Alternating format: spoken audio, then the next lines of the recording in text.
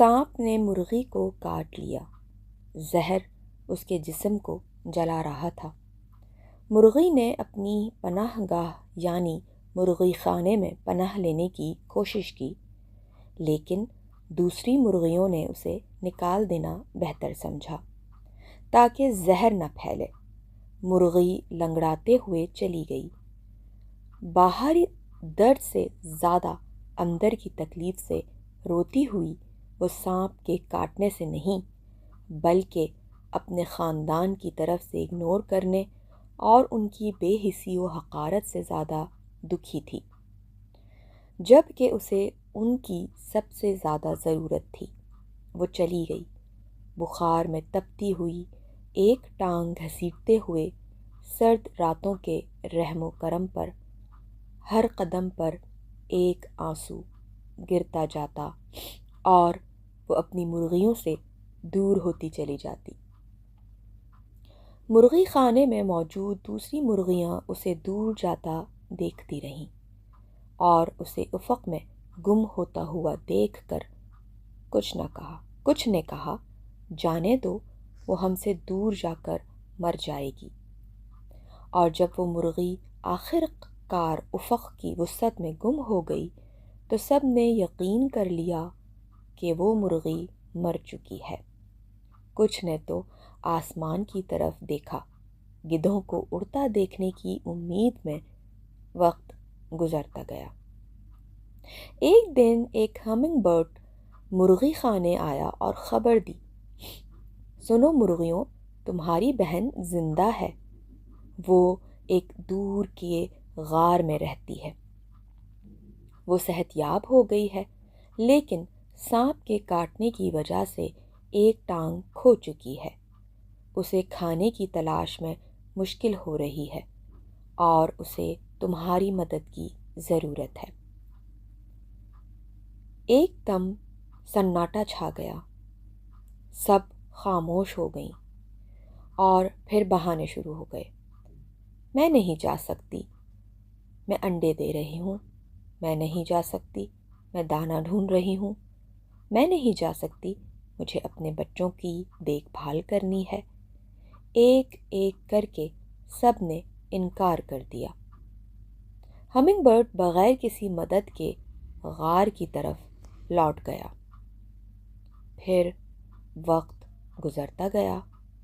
بہت بعد میں پرندہ دوبارہ آیا، لیکن اس بار افسوسناک خبر کے ساتھ، سنو مرغیوں، تمہاری بہن وفات پا چکی ہے۔ وہ غار میں اکیلی بھوکی پیاسی مر چکی ہے۔ کوئی اسے دفنانے یا اس کا ماتم کرنے والا نہیں۔ اس لمحے سب پر بوجھ آ گیا۔ مرغی خانے میں گہرے افسوس کی لہر دوڑ گئی۔ انڈے دینے والی مرغیاں رک گئیں۔ دانہ ڈھونڈنے والوں نے بیج چھوڑ دیے۔ بچوں کی دیکھ بھال کرنے والی مرغیوں نے انہیں ایک لمحے کے لیے بھلا دیا۔ پچھتاوے نے کسی بھی زہر سے زیادہ تکلیف دی۔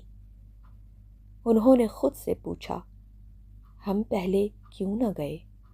اور بغیر فاصلہ دیکھے، راستے کو ناپے، سب غار کی طرف روانہ ہو گئے، روتے اور افسوس کرتے ہوئے۔ اب ان کے پاس اسے دیکھنے کی وجہ تھی، لیکن بہت دیر ہو چکی تھی۔ جب وہ غار پہنچے تو انہیں مرغی نہیں ملی، صرف ایک خط ملا جس میں لکھا تھا، زندگی میں اکثر لوگ آپ کی مدد کے لیے سڑک پار نہیں کرتے، لیکن آپ کو دفنانے کے لیے دنیا عبور کر لیتے ہیں۔ اور جنازوں پر زیادہ تر آنسو درد کے نہیں بلکہ پچھتاوے اور شرمندگی کے ہوتے ہیں۔ دوسروں کی زندگی میں ان کے مشکل وقت میں مدد کریں، جب انہیں آپ کی بے حد ضرورت ہو، اس وقت ان کے پاس موجود ہو۔ جس وقت وہ چاہتے ہوں کہ آپ ان کے پاس ہوں، آپ ان کے ساتھ ہوں، آپ کچھ لمحات ان کے ساتھ گزاریں، تو ان لمحات کو ضرور ان لوگوں کے ساتھ گزاریے، ان کی خواہش کے مطابق۔